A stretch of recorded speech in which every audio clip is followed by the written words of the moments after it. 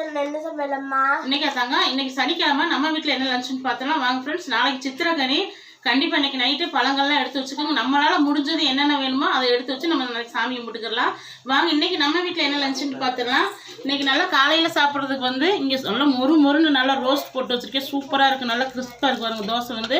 இதுக்கு தொட்டுக்கிறதுக்கு வந்து நல்லா பீட்ரூட் சட்னி அரைச்சிருக்கேன், ரொம்ப சூப்பராக இருக்குது பீட்ரூட் சட்னி. இங்கே சுட சுட சாதம், இங்கே வெண்டைக்காய் குழம்பு, நல்லா வெண்டைக்காய் குழம்பு நல்லா புளி ஊற்றி நல்லா வச்சுருக்கிறேன். இங்கே முருங்கைக்கீரை பொரியல், சனிக்கிழமை முருங்கைக்கீரை பொரியல் ரொம்ப சூப்பராக இருக்கும்.